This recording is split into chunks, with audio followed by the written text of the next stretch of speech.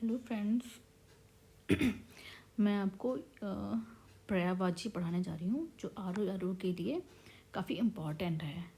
तो इसमें मैं सभी नहीं बट कुछ ऐसे बताऊँगी, कुछ कुछ जो जो भूल सकते हैं या जो मतलब डेली यूज़ में नहीं आते हैं। जैसे इसमें ये हो गया अरण्यका, ठीक है। तो अरण्यका जैसे आप जंगल, कांतार, कानन, वन, ये सब कॉमन नेम है, ये पहचान में आ सकते हैं। बट विपिन ये थोड़ा अनकॉमन नेम है, सामान्य भाषा में, सामान्य प्रचलित भाषा में इसका यूज़ नहीं होता है। तो ये थोड़ा सा इसको याद रखना, अरण्यका विपिन भी होता है। अब देवता का पर्यायवाची ये थोड़ा इजी में है। इसके बाद है खिड़की। खिड़की के क्या क्या होते हैं ये थोड़ा पढ़ लीजिए। ये यूपी पीसीएस प्री 2019 में आया हुआ है। बेसिकली मैं ये पूर्वावलोकन पढ़ा रही हूँ आर का हिंदी का, तो इसके सभी इम्पॉर्टेंट है बट कुछ ज़्यादा इम्पॉर्टेंट है जो फ्रिक्वेंट में नहीं आते हैं, और इम्पॉर्टेंट है जो आप भूल भी सकते हैं, वो मैं बताऊँगी यहाँ पे। तो जैसे यहाँ पे खिड़की है तो खिड़की का क्या क्या हो सकता है, क्या क्या बोल सकते हैं पर्यायवाची। वातयान, मतलब वातयान जहाँ से हवा आ रही हो, ठीक है। बारी, दरीचा, बारी दरीचा ये सब थोड़ा पहाड़ी जगहों पे यूज़ होता है, तो इसको इस तरीके से भी याद कर सकते हैं। अब व्योम का पर्यायवाची नहीं है जो बोल रहे हैं, तो बेसिकली तो यहाँ लिखा ही हुआ है क्या क्या है। तो अभी व्योम के क्या क्या पर्यायवाची होते हैं वो मैं बता दे रही हूँ। जैसे सुनो अमी सोम अमी भी अमृत के पास, जैसे अंबर हो गया, नभ हो गया और गगन, ये व्योम के पर्यायवाची हैं। अब ये थोड़ा ट्विस्ट है यहाँ पे। जैसे गगन को आप उस तरह गगन को आप आकाश भी इमेजिन कर सकते हैं, ठीक है। तो ये आप सोचेंगे कि व्योम होता है कि नहीं आकाश, तो व्योम अंतरिक्ष में लेते हैं, ठीक है। तो इसको गगन भी लिख सकते हैं, ठीक है। तो व्योम का जो पर्यायवाची गगन भी हो सकता है, अंबर भी हो सकता है, नभ भी हो सकता है, और ये आई थिंक आकाश में भी यूज़ हो सकता है। तो ये थोड़ा ट्रिकी है, इसे याद रखिएगा।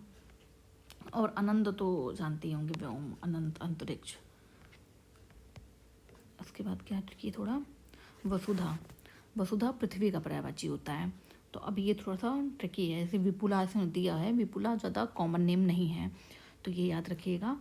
बाकी धरा, मही, मेदिनी, अवनी, क्षिति, ये सब कॉमन नेम है। सौरवरी, राधिका, पैश्विन नदी का, ठीक है, इसमें तो थोड़ा कॉमन नेम है। अब हुतासन के लिए ये हुतासन अग्नि का पर्यायवाची है, ये थोड़ा इम्पॉर्टेंट है, तो ये देख लेना।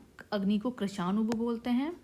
वायु सखा नाम कैसे पड़ा है कि जैसे जैसे हवा चलती है तो अग्नि को बढ़ाती है, तो एक तरीके से अग्नि की ग्रोथ में सहायक होती है वायु, तो इसलिए वायु सखा बोलते हैं अग्नि को। इसको आप ऐसे भी याद रख सकते हैं। धूमकेतु एक तारा होता है जो आप देखते होंगे आसमान में, जलता हुआ सा, उसकी पूंछ जो जलती हुई सी महसूस होती है, मतलब दिखती है हम लोगों को, तो इसलिए धूमकेतु को आग से डिनोट किया जा रहा है, ठीक है। इसको इस तरीके से भी याद कर सकते हैं। उसके बाद चंचरीक शब्द का पर्यायवाची, चंचरीक आई थिंक भ्रमर के लिए, हाँ सही है, भ्रमर के लिए प्रयोग होता है, तो ये काफ़ी पूछा जाता है, तो याद रखिए। इसमें क्या क्या होता है। भौरे के लिए मिलिंद हो गया, और मधुकर, ये मधुकर तो इजी है, मधु मतलब शहद जो लेने वाला होता है। बाकी द्विरेफ याद कर लीजिएगा। अली कॉमन है। षटपद, छह पैर जिसके होते हैं, ठीक है। भौरा। अब प्रकाश, जो तिमिर, अंधकार, ये भी इम्पॉर्टेंट है, तो इसके क्या क्या होते हैं। ऐसे काफ़ी कॉमन नेम है। तमस, अंधेरा कॉमन नेम। अब जीभ का देख लीजिए, ये थोड़ा सा है।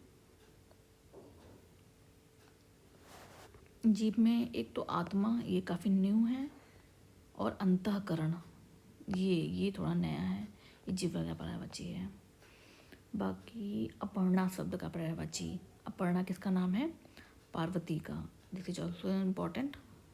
तो इसमें क्या क्या आता है। उमा, शिवा जैसे बड़ा मोस्टली फीमेल को डिनोट करता है, तो इसीलिए शिव, शिवा,